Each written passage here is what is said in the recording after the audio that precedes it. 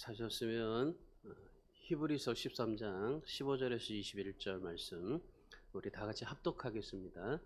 그러므로 우리는 예수로 말미암아 항상 찬송의 제사를 하나님께 드리자. 이는 그 이름을 증언하는 입술의 열매니라. 오직 선을 행함과 서로 나누어 주기를 잊지 말라. 하나님은 이 같은 제사를 기뻐하시느니라. 너희를 인도하는 자들에게 순종하고 복종하라.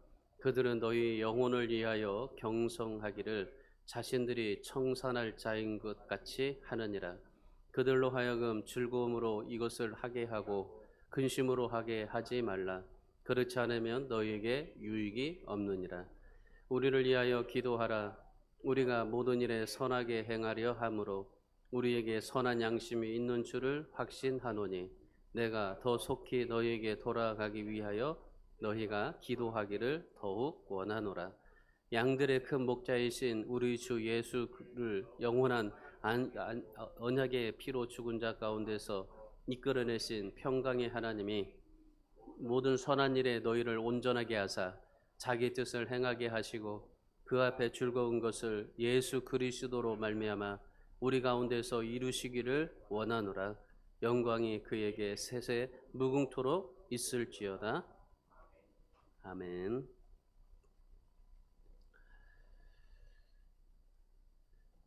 마지막이라고 하면 어떤 생각이 떠오르게 됩니까? 마지막. 오늘이 마지막이다. 그리고 여러 가지 많은 일들 속에서 이게 마지막이다라고 생각이 되어졌을 때, 보통 이제 회사를 직장을 다니시는 분들은 시간이 이제 그 마지막 퇴근하기 한 10분 전이면 이제 마지막이다. 그렇게 생각을 좀 들잖아요. 그러니까 이 마지막이라는 것들이 참 우리에게 뭔가 새롭게 기분을 좀 이렇게 즐겁게 하기도 하지만은 이 마지막이라는 생각이 떠오를 때 또 우리에게 한편 참 무거운 감이 우리에게 주어지게 됩니다. 오늘이 정말 인생의 마지막이고 또한 우리가 세상에서 주님이 오시는 날의 마지막이라고 생각이 되어진다면은 참 주님 앞에 섰을 때 어떤 모습일까라는 것을 생각해 보니 너무나 참 신앙의 부끄러움을 가질 수밖에 없는 거죠. 오늘이 인생의 마지막이라고 한다면 여러분을 누구를 만날 것이고 또한 무엇을 할 거고 어떤 말로 생애를 마치고 싶습니까? 애플의 창시자였던 이 스티브 잡스가 2011년도에 세상을 떠났죠. 세상을 떠나기 전에 스탠퍼드 대학 졸업식에서 이런 말을 했습니다. 내가 암 진단을 받았다는 것은 아이들에게 앞으로 10년 동안 해줘야 될 할 말들을 이제 몇 달 동안 전해야 한다라고 그렇게 얘기를 했어요. 그러니까 이 스티븐 잡스가 암 진단을 받고 나서 10년 동안 내가 아이들에게 가르쳐야 될 것들을 이제 몇 달 안에 다 가르쳐야 된다. 그러니 마지막의 인생이 그의 인생은 정말 그 자기가 가지고 있었던 모든 것들을 몇 달 안에 그 아이들에게 가르쳐주고 싶다라는 그런 열망으로 표현을 했던 겁니다. 그리고 그렇게 또한 살다가 그렇게 또 죽었습니다. 오늘 히브리서는 히브리서에서 이 히브리서의 마지막 장입니다. 마지막 히브리서 저자가 마지막으로 당부하고 있는 말씀입니다. 마지막으로 이제 초대교회 성도들에게 어떻게 신앙생활 하라고 마지막으로 당부하고 있는 건데, 오늘 이 말씀이 오늘 우리들에게 이 세상을 살아가는 지금 우리의 삶 속에 좀 적용해야 될, 적용하고 또한 다짐해야 될 말씀이라고 생각이 듭니다. 주님이 오실 날 우리는 또한 마지막으로 살고 있잖아요.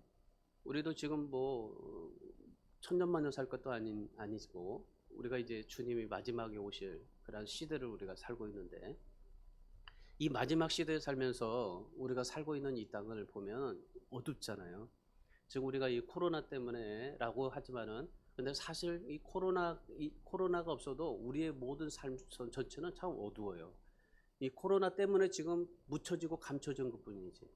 이 만약에 코로나가 없었으면 어떻게 해요? 정부에서 또 촛불 집회 있을 것이고 또 여러 가지 뭐 얼마나 많은 집회가 있을 거예요. 지금 뭐 이제 택배 파업도 일어나지만은 얼마나 많은 파업들이 일어나고 또 광화문에 모일 거고 태극기 집회가 있을 거고 얼마나 많이 복잡할 거예요. 근데 이 코로나 때문에 그 모든 것들이 다 지금 이 잠잠하게 눌러지고 있는 상태인데, 이 눌러지고 있는 상태에서 이제 코로나 끝나 보세요. 얼마나 사람들이 이제 거리로 뛰어나와서 이제 얼마나 많은 그런 이 집회를 하고 또 주장을 하고 외치고, 이 사회가 정말 그러한 무질서하는 사회가 되지 않겠습니까? 우리가 살고 있는 지금 이 세상이 참 어두워요. 코로나로 인해서 우리가 혼란을 겪고 있고, 또 정치적으로 지금 투쟁을 하고 있고, 뭐 지금 뭐 이적 행위니 뭐니 지금 얼마나 많은 그런 일들이 지금 일어나고 또 이렇게 그 복잡하게 또 얽혀지고 있습니까? 사람들은 상처를 받고 코로나로 인해서 고통을 받고 있어요. 특별히 또 우리 그리스도인들에게는 영적으로 기근을 겪고 있습니다. 오늘 이 시대에 정말 이 코로나를 통해서 우리에게 주어지는 이 모든 삶이, 코로나를 통해서 우리가 더 말씀에 집중하고 하나님 앞에 영적으로 더 새롭게 신선하게 일어나야 되겠다라는 그런 열망은 갖지만은, 그러나 사실은 그렇게 되지를 않아요. 처음에는 그랬어요. 처음에 작년 1월 달에 코로나가 터졌을 때, 그래, 이런 기회를 통해서 하나님을 더 바라보고 알아가고 가까이 하자라고 생각했는데, 그런데 그런 것들이 어떻게 됩니까? 지금에 보면은 오히려 더 우리에게 정말 그런 영적인 기근들이 우리에게 몰려오고 있게 되는 겁니다. 예배를 통해서 비대면 예배 드리고 있잖아요. 비대면 예배를 드리면서도 사람들이 예배 드립니까? 예배가 많이 안 드립니다. 그 집에서 영상 예배를 드린다고 하지만 그렇게 많이 안 드려요. 여러분, 지금 이런 기근이 얼마나 영적으로 기근이 우리에게 지금 불어닥치고 있는지 몰라요. 아모스 선지자가 지금 한 2800년 전에 이 시대가 영적으로 이런 기근을 당할 수 있는 시대가 올 거라고 예언을 했습니다. 아모스 선지자가 활동했던 그 당시에 북이스라엘은 경제적으로 번영했어요. 그런데 경제적으로는 번영했지만은 사회가 부패했고, 그리고 성전을 통해서 하나님의 말씀이 흘러나왔지만은, 그런데 말씀에 기근이 있었던 때가 바로 이 아모스 시대 때입니다. 지금 우리가 이 시대를 살고 있는데 이 시대가 마치 아모스 시대 때와 같아요. 아모스 8장 1절에서 11절에서 14절의 말씀에 보면 하나님의 말씀이 살아있어요. 운동력이 있어요. 그럼에도 불구하고 그 영혼이 시험에 들고 말씀이 살아있는 것처럼 보여도 죽은 세상이다라고 그렇게 말씀을 해요. 여러분, 지금 이 시대가 정말 아모스 같은 시대인데, 이런 시대에 우리가 어떻게 삶을 살아야 될까? 지금 우리가 하나님의 말씀이 널려져 있고 말씀이 우리에게 주어지지만은, 그런데 하나님의 그러한 놀라운 역사와 그리고 하나님의 모든 것들이 다 우리에게 풍성하게 있지만, 그러나 그 하나님의 말씀과 하나님의 은혜와 능력이 죽어져 가고 있다는 사실. 살아있음에도 불구하고 그런데 영적 기근과 그 죽어 있다는 세상 가운데 우리가 어떻게 살아야 될까요? 오늘 우리가 지금 이런 세상 가운데서 오늘 본문의 말씀을 통해서 우리가 그 해답을 좀 보고자 원해요. 오늘 본문의 21절의 말씀을 이렇게 말합니다. 21절의 말씀 한번 보십시오. 자, 21절 말씀 우리 같이 한번 읽습니다. 모든 선한 일에 너희를 온전하게 하사 자기 뜻을 행하게 하시고 그 앞에 즐거운 것을 예수 그리스도로 말미암아 우리 가운데 이루시기를 원하노라. 모든 선한 일에 너희를 온전하게 하사 자기 뜻을 행하게 하시고 그 앞에 즐거운 것을 예수 그리스도로 말미암아 그래요. 여러분, 여기 하나님의 열망이 나와 있습니다. 무엇입니까? 우리를 온전하게 하사요. 하나님은 우리를 온전하기를 원해요. 우리가 하나님께서 우리 코로나를 통해서 우리의 모든 인생을, 우리의 모든 신앙을 온전하게 하기를 원합니다. 여기서 온전하게 하신다는 것은 뭐냐면요, 무장시킨다는 말입니다. 준비시킨다는 겁니다. 그러니까 이 코로나를 통해서 하나님께서 우리에게 무장시키고 준비시키는 하나님이십니다. 우리는 그런 영적인 그런 지혜를 좀 깨달을 수 있어야 돼요. 왜 코로나가 왔냐라고 그렇게 우리가 물어보는 게 아니라, 이 코로나를 통해서 이제는 정말 코로나 끝나고 난 이후에 우리에게 불어닥칠 여러 가지 많은 일들을 이제 무장되고 준비시키는 그런 과정이다 생각하시면 좀 좋을 것 같아요. 하나님은 우리를 온전하게 하시는 분입니다. 그런데 우리를 온전하게 하시는데 온전하게 하시는 것이 무엇입니까? 거기 예수 그리스도로 말미암아요. 예수 그리스도로 말미암아 우리를 온전하게 하십니다. 여러분, 우리가 뭐 재정적으로나 그리고 환경적으로 우리가 여러 가지 많은 것을 가지고 온전하게 할 수 있다라고 생각하지만, 여러분, 우리를 온전하게 하시는 것은 오직 예수 그리스도로 말미암아입니다. 그러니까 하나님께서는 우리를 예수 그리스도로 온전한 사람으로 만들어 가시기를 원하신다는 겁니다. 오늘 우리가 이 시대 가운데 정말 예수 그리스도로 온전한 사람이 되어야 되는데, 온전한 사람으로 무장시킨다는데 그 무장되는 게 뭔가를 한번 봐보세요. 온전한 사람으로 무장시킨다고 그랬어요. 자, 20절 말씀을 한번 20절 말씀을 한번 보세요. 20절 말씀에 뭐라고 말합니까? 양들의 큰 목자이신 우리 주 예수를 언약의 영원한 언약의 피로. 하나님은 예수 그리스도를 통해서 우리에게 온전하게 하기를 원하는데, 그 온전하게 하시는, 그런 우리들의 그 온전하게 할 수 있는 그 무장시키는 것이 뭐냐면 바로 영원한 언약의 피. 이건 뭡니까? 주 예수의 영원한 언약의 피. 이것은요, 십자가 사건을 말해요. 그러니까 십자가가 우리를 무장시킨다는 겁니다. 우리를 온전하게 하시는 하나님이신데, 우리를 온전하게 만들어 주시는데, 그 온전하게 무장시키는 것이 무엇이에요? 십자가라는 사실입니다. 오늘 우리가 이 시대 가운데 그러면 무엇을 우리가 추구하고 무엇을 우리가 바라봐야 되겠습니까? 십자가이신 예수 그리스도 바라봐야 되는 거죠. 오늘 우리가 정말 이러한 코로나 시대 가운데 우리가 더욱 십자가의 예수 그리스도를 보는 겁니다. 우리가 인간적인 예수 그리스도가 아니라 십자가의 예수 그리스도. 하나님께서 우리를 온전하게 하기 위해서 예수 그리스도를 십자가에 주셨습니다. 그래서 예수 그리스도의 그 십자가로 말미암아 우리가 온전하게 되었는데, 그러면 그 십자가이신 예수 그리스도로 말미암아 우리가 무엇을 해야 될 것 같습니다. 무엇을 해야 되냐 이 말이죠. 여러분, 오늘 우리가 정말 무엇을 해야 될까요? 예수님께서 말씀하셨죠. 너희는 빛과 소금이 되라. 이런 어두운 세상 가운데서 너희가 해야 될 것은 빛과 소금이다. 빛을 발하라, 소금이 되라 말씀하셨잖아요. 여러분, 진짜 오늘 우리 시대가 빛과 소금이 돼야 돼요. 뭐 교회가 욕을 먹고 코로나 때문에 뭐 여러 가지 많은 그런 일들이 우리에게 주어지지만은, 진짜 오늘 이 시대에 우리는요, 빛과 소금이 돼야 돼요. 여러분, 이 빛은 뭡니까? 빛. 우리는 지금 뭐 이렇게 다 위에서 이렇게 빛이 보여가지고 다 쏘 있잖아요. 근데 여러분, 이 빛은 등경 아래 두는 것이 아니라 등경 위에 둬야만이 빛을 발하게 되어 있습니다. 소금은요, 싱겁게 되면 안 되잖아요. 소금은 반드시 짜야만 되잖아요. 여러분, 우리가 그리스도인으로서 내가 가지고 있는 예수 그리스도 십자가 예수 그리스도가 우리에게 있는데도 불구하고 우리는 이 빛을 발하지 못해요. 이 빛을 그냥 어둠 속에 등경 아래에 놓고 삽니다. 많은 사람들이 이 교회를 욕하고, 그리고 코로나 때문에 참 이 교회에 다닌다고 말하기도 참 부끄러운 그런 이런 세상에 되어져 버렸어요. 그런 가운데 우리가 이 빛을, 등경을 말 안에 두면 안 돼요. 그러면 우리가 가지고 있는 예수 그리스도가 빛을 발할 수 있도록 등경 위에 두어야 돼요. 세상 사람들이 그렇게 뭐라 할지라도, 그러나 예수 그리스도를 통해서 우리가 빛을 발하게 되어야 되는 겁니다. 여러분, 지금 뭐 교회가 뭐 그렇게 코로나 걸려가지고 막 그런 일들만 하고 있나요? 지금 전국의 교회들 보세요. 얼마나 많은 교회들이, 큰 교회는요, 지금 작은 교회들 도와주려고 장학금 주고, 그리고 작은 교회들 도와주고 얼마나 지금 많이 하고 있는지 몰라요. 중형 교회들, 지역에요. 우리 저기 연수동만 봐도요. 연수동이 동춘교회든가 어느 교회가, 그 교회는 그 주변에 있는 모든 상공인들, 소상공인들에게 전부 다 막 30만 원씩 재난지원금을 줬대. 그리고 지역에 있는 사람들한테 얼마나 그렇게 많이 해주는지 몰라요. 빛과 소금이 되는 역할을 우리가 지금 기독교인들이 그렇게 하고 있어요. 근데 지금 그런 일들을 세상에서 언론들이 그렇게 되어지나요?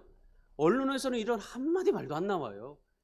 정말 우리나라 큰 교회에서 그렇게 정말 지역 상공인들을 위해서 그렇게 도와주고 그렇게 애쓰고 있음에도 불구하고, 그런데 그런 것들이 언론에 뜹니까? 안 뜨잖아요.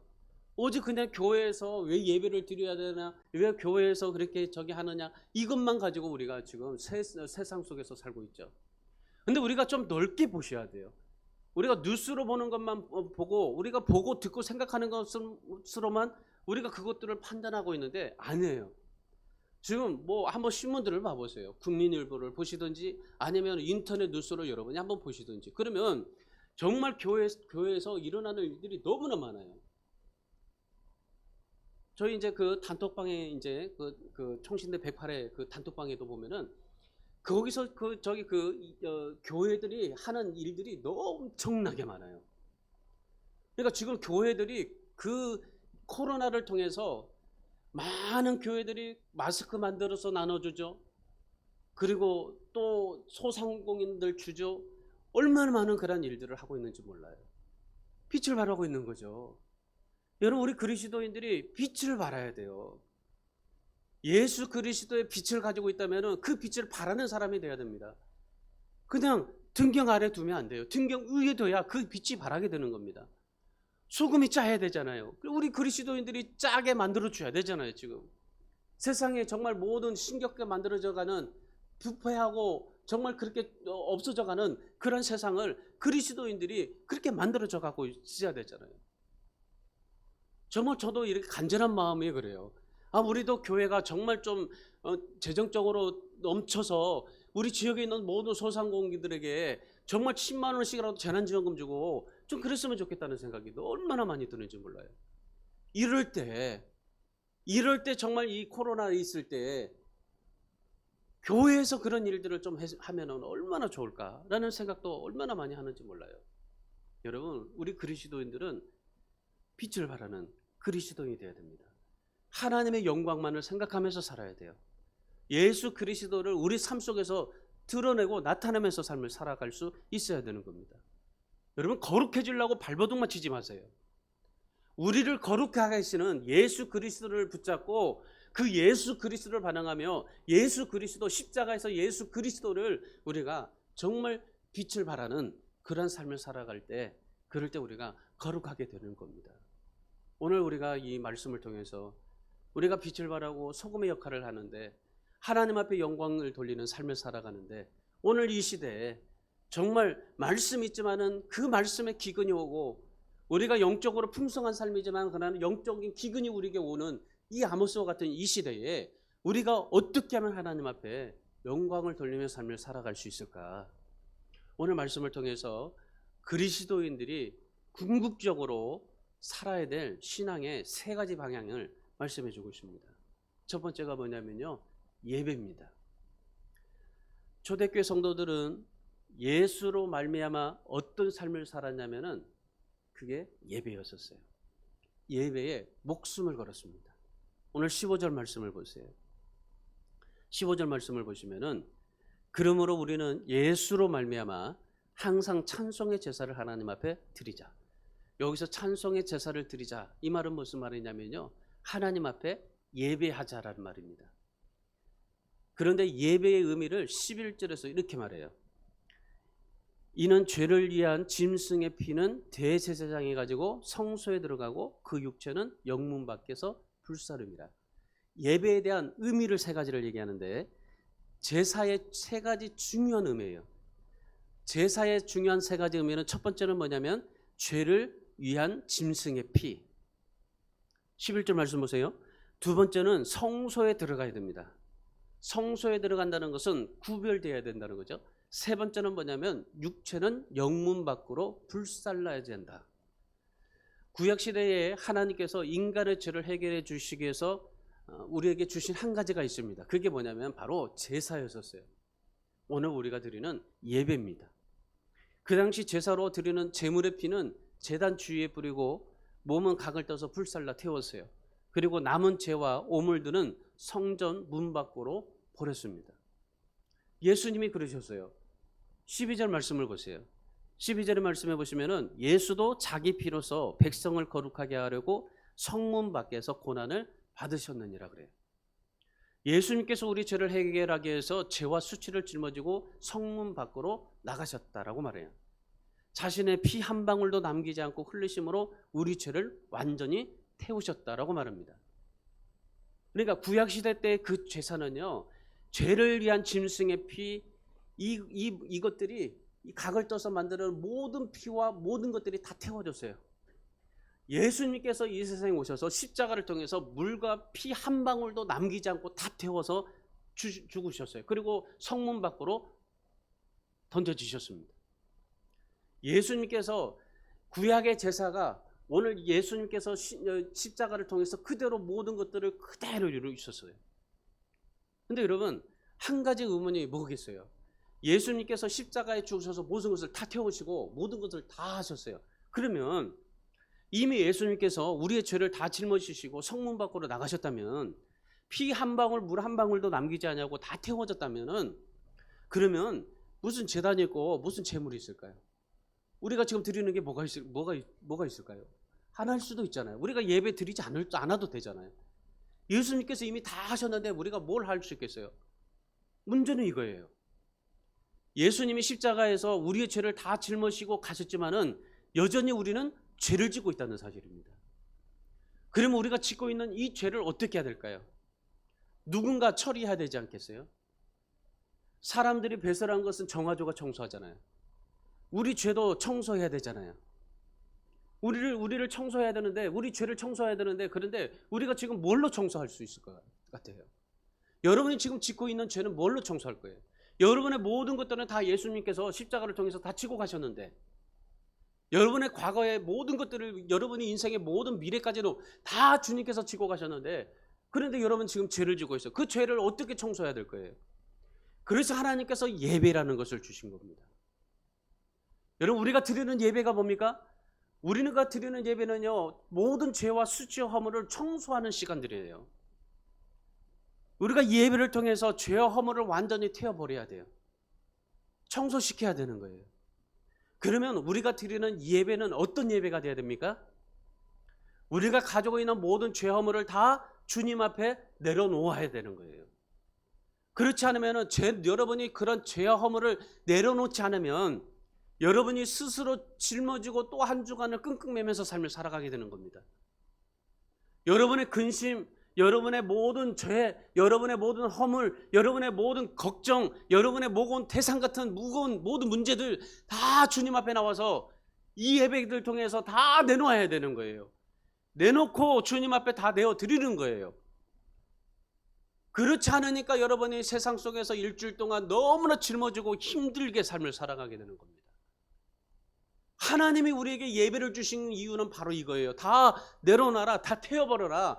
예수님께서 물과 피까지도 다 태워버리셨잖아요. 구약에서 다 태워버리고 성문 밖으로 내듯이, 육체는 성문 밖으로 나가듯이, 여러분 우리도 예배를 통해서 모든 것을 다 태워버리고 우리 육체는 세상으로 나가야 되는 거예요.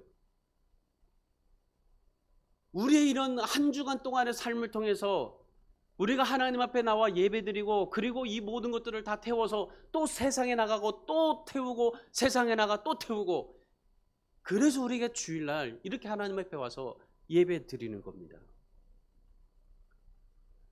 여러분 스스로 여러분이 정말 무겁게 짊어지고 가지 마세요. 여러분의 근심 걱정, 여러분의 모든 태산 같은 그런 문제들을 스스로 짊어지고 가지 마세요. 주님 앞에 나와서 다 내려놓고 그걸 태워버리셔야 되는 거예요. 그리고 육체만 성문 밖으로 나가시는 거예요. 우리는요, 이 치욕을 짊어지고 예수님 앞으로 나가는 사람이 되어야 되지, 죄를 짊어지고 가는 사람이 되면 안 돼요. 우리는 죄를 다 주님 앞에서 태워버리고, 우리는 정말 그런 주님이 당하신 치욕, 멸시, 모욕, 이걸 우리가 짊어지고 가는 겁니다. 우리가 예배에 나와서 정말 하나님의 말씀에 예배 이루받고 하나님 앞에 예배드려서 복받고, 이게 문제가 아니에요. 우리의 죄와 수치를 다 완전히 끄집어내고 태우고, 그리고 정말 청소하는 시간이 돼야 돼요. 예배드리면 축복이고 드리지 않으면 저주라고 생각하지 마세요. 여러분이 진짜 태워야 될 것은 예배를 통해서 여러분이 가지고 있는 모든 것들을 다 태우셔야 되는 거예요. 죄와 허물을 태우시는 겁니다. 여러분이 숨기고 감추려 하지 마세요. 하나님 앞에 다 털어놓으시고, 그리고 하나님 앞에서 다 태워버리셔야 되는 거예요. 하나님 앞에 정말 복과 은혜만 달라고 외치지 말고, 오늘 진짜 예배를 통해서 여러분이 그 예배에 목숨 걸고 내가 하나님 앞에 일주일 동안 한 번 드리는 예배가 정말 하나님 앞에 내 모든 죄 허물을 다 내어놓고 태워버리고, 그리고 정말 주님의 치욕을 짊어지고 세상에 나가서 또한 하나님 앞에 우리가 하나님의 영광을 위해서 살아가게 되는 겁니다. 이런 예배에 여러분이 정말 하나님 앞에 목숨 거셔야 돼요. 오늘 초대교회 성도들이 이런 예배를 드렸던 거예요. 히브리서 저자가 지금 말씀하는 예배가 바로 이런 예배였었어요. 초대교회 성도들에게 부탁하는 마지막 당부의 그 첫 번째 말이 이 예배, 이거였었어요. 오늘 여러분도 정말 하나님 앞에 그런 정말 진실한 참된 예배 하나님 앞에 드리실 수 있는 우리 모든 성도님들 되시기를 축원합니다.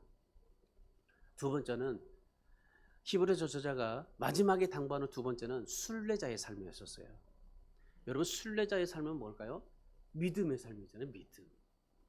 초대교회 성도들이 예수로 말미암아 어떤 삶을 살았냐면은 순례자의 삶을 살았어요. 여러분, 예수를 믿은 이유가 뭡니까? 여러분, 예수를 믿은 이유가 뭐예요? 최종적으로는 천국 가는 거 아니겠어요?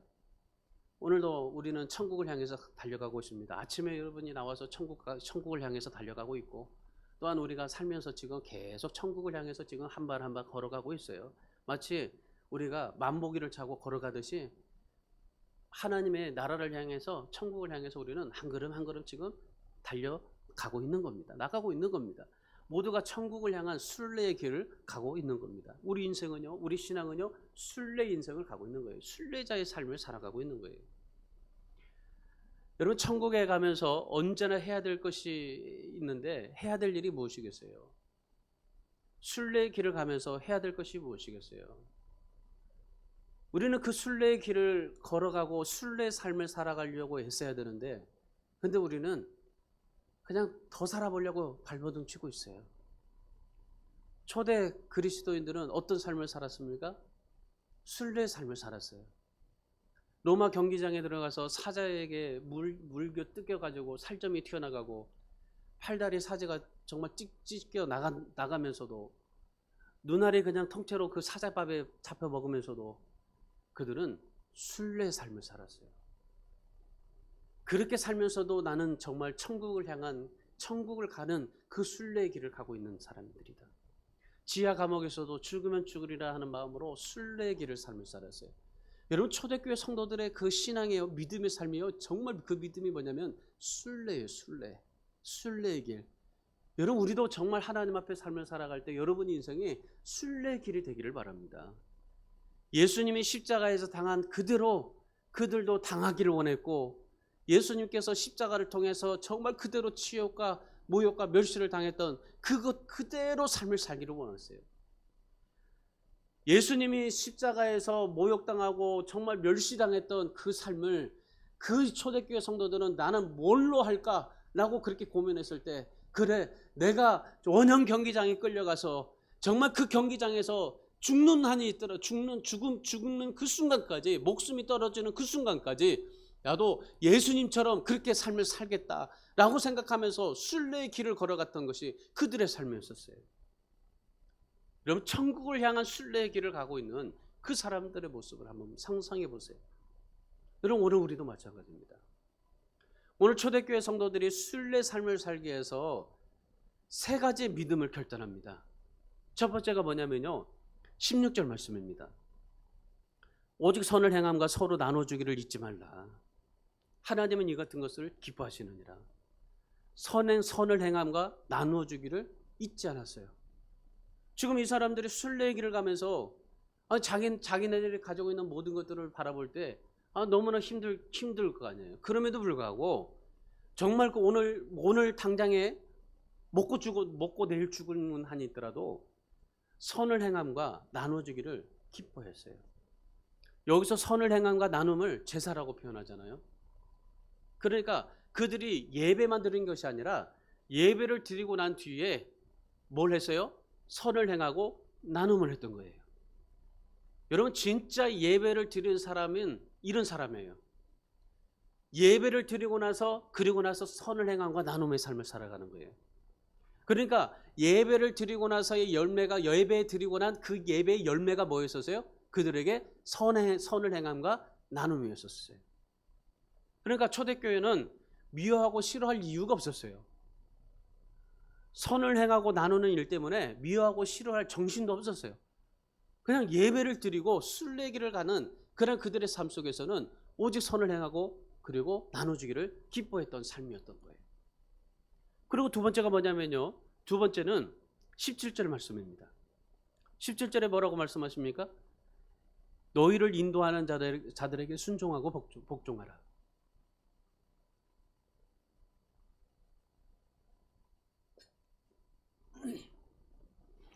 이 성도들이 순례길을 행하면서 선을 행함과 나눔을 기뻐하고 그리고 우리들을 인도하는 자에게 순종하고 복종하는 거, 이거에 지금 철저히 생활하고 있었던 거예요. 이 히브리서 저자가 마지막으로 당부하고 있는 것들이 더 이런 말이에요. 마지막으로 정말 세상을 삶을 살아가면서 이렇게 가르침에 순종하고 복종하라. 여러분, 가르침에 순종하고 복종하려면 어떻게 될까요? 가르침에 복종하고 순종하려면 들어야 돼요. 그런데 우리가 듣지 않으면 어떻게 됩니까? 17절 마지막에 유익이 없느니라 그래요. 구약의 이스라엘 역사를 보면은 언제나 신앙이 두 개가 대립하고 갈등했어요. 하나는 모세의 돌비 신앙이었고, 그리고 또 다른 하나는 금송아지 신앙이었어요. 이 돌비 신앙은, 두 돌비 신앙은 오직 하나님 앞에 순종하고 복종하는 신앙. 금송아지 신앙은 말씀대로 살지 않고 내 마음대로, 내 뜻대로, 내 고집대로 살아가는 신앙이었어요. 그러니까 늘 이 두 가지 신앙. 여러분, 오늘 우리는 어떤 신앙을 가지기를 원합니까? 그리스도인에게 가장 중요한 것은요, 우리가 하나님의 말씀에 정말 순종하고 하나님의 뜻에 복종하는 거예요. 그리고 인도하는 자들에게 순종하고 복종하는 겁니다. 그러니까 이 초대교회 성도들이 그런 삶을 살다 보니까 어떻게 됩니까? 불평할 게 없어요.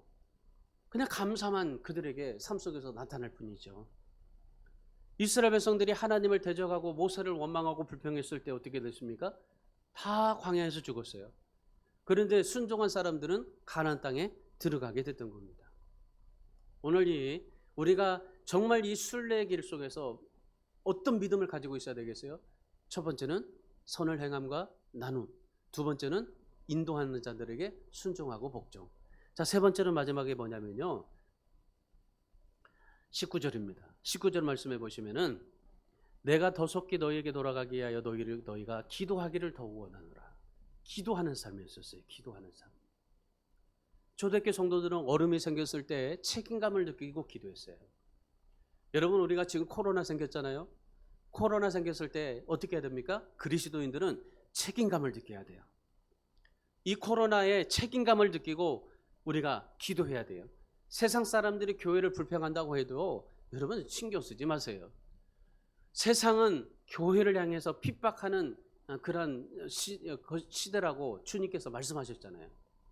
마지막 시대가 오면은 뭐가 올 거냐고 물어봤잖아요. 그럴 때 세상에서 세상 사람들이 너희를 핍박할 것이다. 여러분, 당연하게 우리에게 정말 오는 그런 핍박들입니다. 여러분, 이런 것들에 신경 쓰지 말고 정말 우리가 이 코로나의 책임감을 가지고 하나님 앞에 기도하셔야 되는 겁니다. 성경의 역사에 자취를 남겼던 그런 인물들을 보세요. 우리보다도 더 고난이 심했어요. 극심한 절망의 골짜기를 통과했어요. 그럼에도 그들이 어떤 삶을 살았습니까? 다윗을 보세요. 유다 광야를 돌면서 하나님 앞에 어떤 삶을 삽니까? 기도하는 삶을 살잖아요. 고난의 골짜기를 통과했을 때 성전에 나가서 하나님 앞에 기도하잖아요. 다니엘도 마찬가지입니다.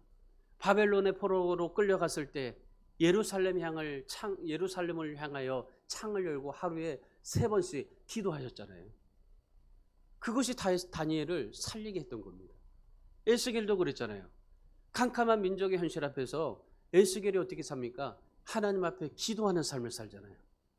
그때 하늘의 권능과 권세가 임해서 정말 마른 뼈 같은 민족이 다시 살아나게 되는 놀라운 역사가 일어나게 되잖아요. 여러분 모두가 다 정말 그러한 어려움이 생기고 어둠이 있었을 때 그 시대에 책임감을 가지고 하나님 앞에 기도했던 것처럼 오늘 우리들도 마찬가지예요. 오늘 우리가 순례자의 삶을 살아가기로 우리가 다짐하고 결심한다면 세 가지 기억하십시오. 선행과 나눔을 기뻐하시고 순종하고 복종하시고 기도하는 사람이 되시기 바랍니다. 그래서 하나님 앞에 정말 그런 하나님의 그런 순례자의 길을 가는 믿음으로 하나님 앞에 삶을 살아가는 이 세 가지 믿음으로 순례의 길을 가는 그런 우리 모든 주 안의 교회 성도들이 다 되시기를 주님의 이름으로 축원합니다. 마지막 세 번째가 뭐냐면 초대교회 성도들이 예수로 말미암아 어떤 삶을 살았냐면은 마지막에 말씀을 붙들고 사셨어요. 22절의 말씀 보세요. 22절 형제들아 내가 권하노니 권면의 말을 용납하라. 내가 간단히 너희에게 썼느니라. 여기서 권면의 말을 용납하라. 이 말은 무슨 말이냐면은 예수 안에서 형제된 성도들에게 하나님의 말씀만 붙잡고 말씀으로 세워지고 말씀으로 바르게 살아가라 하는 그런 소망의 메시지입니다. 여러분 하나님의 말, 이 시대가 정말 어려워졌을 때 지금 이 히브리서 그 성경의 말씀은 뭡니까? 그런 핍박 가운데서도 믿음으로 승리했던 사람들에 대해서 말씀해주고 있잖아요. 지금 이 초대교회 성도들이 굉장한 극심한 어려움과 그리고 원형 경기장에 끌려가고 그리고 정말 그런 지하에서 기도하면서 하나님 앞에 삶을 살아가고 있는 그 시대에 이 성도들이 하나님 앞에 마지막으로 정말 하나님 앞에 간절히 소원하고 원하는 것은 말씀만 붙잡아라.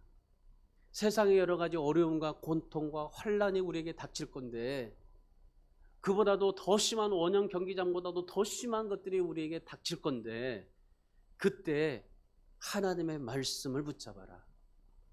그리고 정말 여러 가지 많은 시련과 여러 가지 많은 고통이 찾아올 텐데 그때 말씀만을 붙잡아라. 말씀으로 세워지고 말씀으로 바르게 삶을 살아가라. 지금 권면해주고 있는 소망하는 말씀입니다. 믿음이 연약하다고 말씀이 소홀히 하지 말라는 거죠. 사람의 눈치 보기보다 말씀의 눈치 보라는 거죠. 하나님을 기쁘시게 하는 성도가 되라고 지금 히브리서 저자가 마지막으로 당부하고 있는 말씀입니다. 여러분 우리도 마찬가지입니다. 지금 우리가 정말 세상을 보세요. 얼마나 말씀이 널려져 있어요.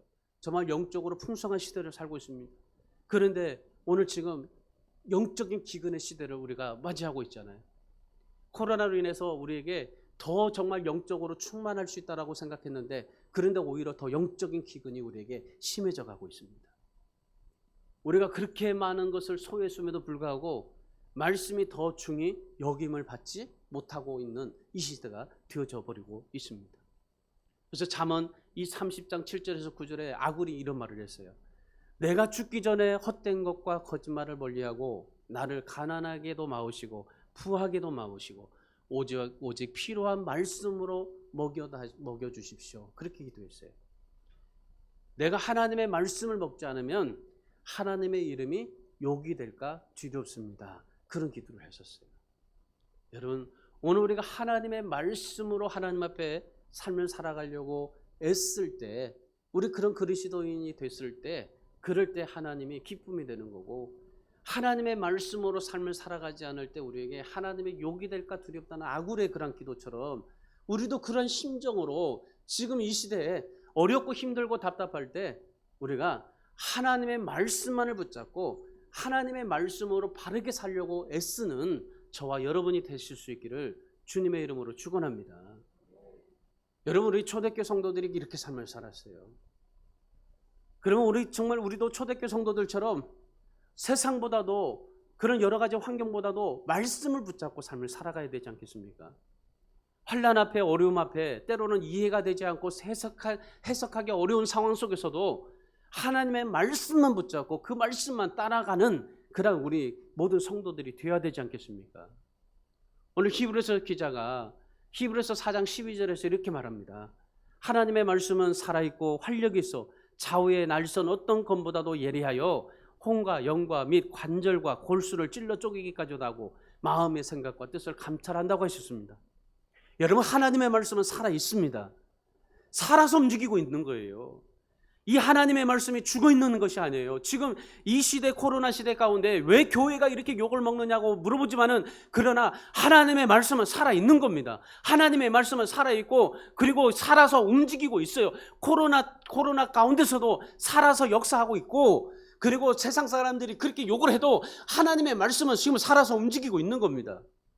다른 종교는 명상에 그치지만은 하나님의 말씀은 활력이 있어서 날성 검보다도 예리하다고 말씀하고 있어요.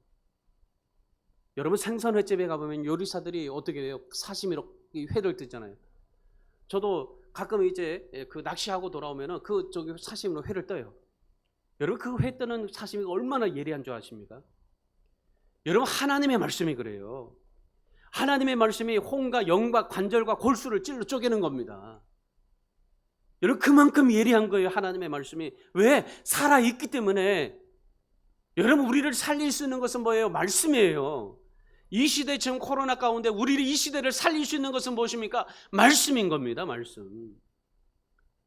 여러분, 지금까지 여러분이 이 말씀의 지식과 경험, 은혜 정말 많이 경험했을 줄 알아요. 그렇다고 할지라도 우리는 정말 죽을 때까지 하나님의 말씀으로 살아가는 자들입니다.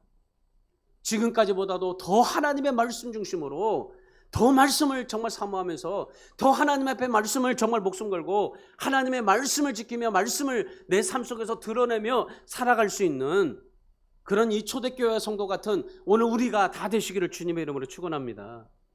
지금 얼마나 불안하고 고독과 어려움에 정말 여러분 얼마나 가득해요. 요동치는 이 세상에서 우리가 이 시대의 어두운 시대에 우리가 정말 시선을 향해서 돌려야 될 것이 무엇이겠어요? 세상이 아니에요. 코로나가 아니에요. 말씀을 향해서 우리 시선은 돌려야 되겠는 거예요.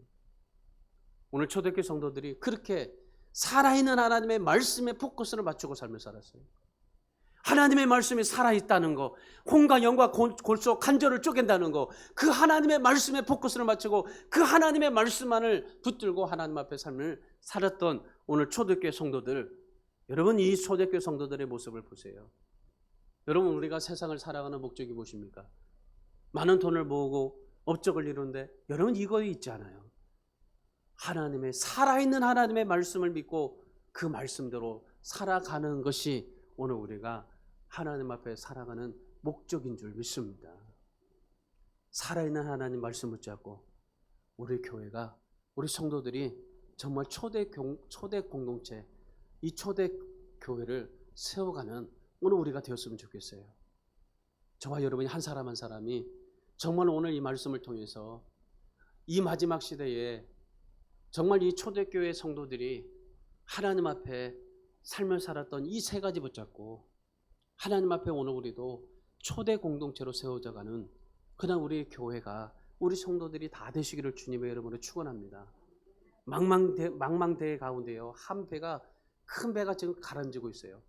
선원들이 구명보트를 정말 가지고 오느니라고 정신이 없었어요.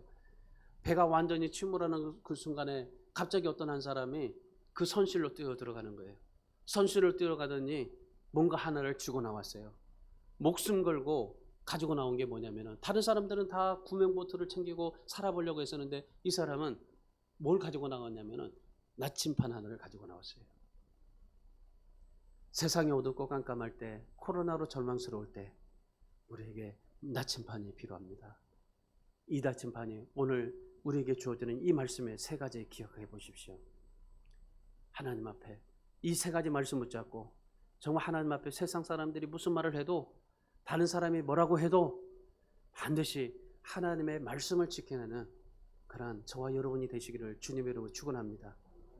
우리 사랑하는 주안의 교회 성도 여러분, 우리에게는 선한 것이 하나도 없어요. 능력도 없어요. 우리의 본성은 원래 약해요. 사촌이 논사하면 배 아파하는 것이 우리의 모습이잖아요. 남이 잘 되는 꼴을 못 보잖아요.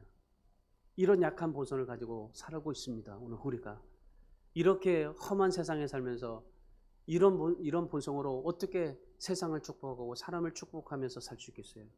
내 힘으로, 내 본성으로 안 돼요. 내 안에 오신 예수 그리스도, 내 안에 임재하신 십자가 예수 그리스도, 그 예수께서 우리를 온전하게 하시고 우리를 본성을 바꿔주시고 예수로 말미암아 능력 있는 삶을 살아가게 하시게 될 줄 믿습니다. 그래서 오늘 우리 성도들이 정말 하나님 앞에 예수로 말미암아 오늘 말씀의 세 가지를 붙들고 하나님 앞에 살아가는 복된 우리 성도들 되시고, 하나님 앞에 영광을 돌리고 하나님이 기뻐하시는 우리 정말 초대교회 성도들 같이 우리 주안의 교회 성도들이 다 되시기를 주님의 이름으로 축원합니다.